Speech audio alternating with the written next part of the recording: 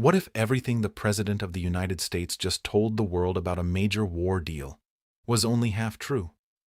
Right now, as you watch this, Donald Trump is sitting inside the White House Situation Room, making what he calls a final decision on ending the Iran war.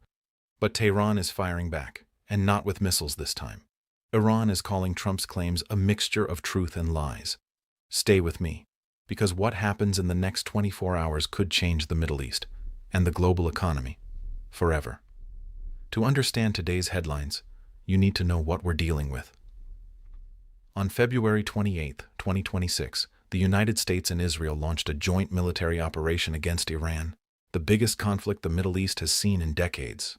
Since then, the Strait of Hormuz, the narrow waterway through which 1/5 of the world's oil supply normally flows, has been blocked. Iran took control. Global energy prices spiraled. Weeks of ceasefire talks, back-channel negotiations, and diplomatic ping-pong followed. Now, 3 months later, both sides claim they are close to a deal, but they cannot even agree on what the deal actually says, what Trump said versus what Iran says.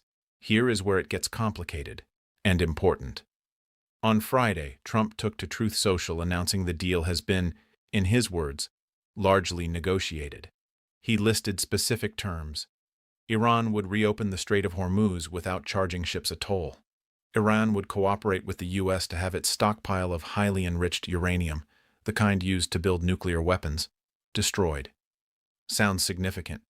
But within hours, Iran's state-affiliated Fars news agency, citing informed Iranian officials, responded sharply.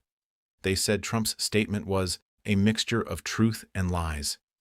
On the Hormuz claim, Iranian sources said no such clause exists in the actual text of the agreement. On uranium destruction, officials called it, quote, fundamentally baseless. Not just missing from the document, completely made up, they claim. And then there's the money.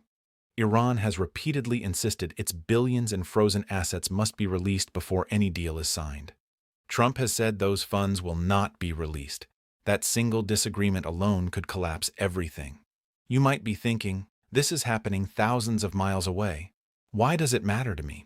Because the Strait of Hormuz is not just a shipping lane. It is the world's most critical oil choke point. Every tanker blocked there means higher fuel prices at your pump. Higher aviation fuel means pricier flights. Higher shipping costs mean more expensive groceries, electronics, everything. And then there's the nuclear question. The U.S. struck Iran's nuclear facilities last year.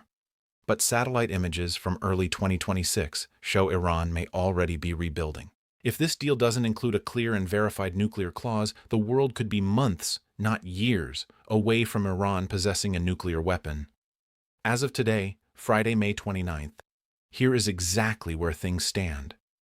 Trump entered the Situation Room to make what he described as a final call on the Memorandum of Understanding, an MOU that, if signed, would extend the ceasefire by 60 days, gradually reopen the Strait of Hormuz, and launch nuclear talks. But on the ground, the ceasefire is barely holding. U.S. and Iranian forces exchanged fire just yesterday, Thursday, near the Strait of Hormuz. Iran fired toward a U.S. base in Kuwait. Iran's chief negotiator warned his country will not back down, and said no trust exists in negotiations. Israel is watching all of this nervously, furious that a deal might be made without resolving Iran's nuclear program. This story is moving fast, and we will be covering every development as it breaks. If you want to understand the world before the headlines explain it, subscribe right now.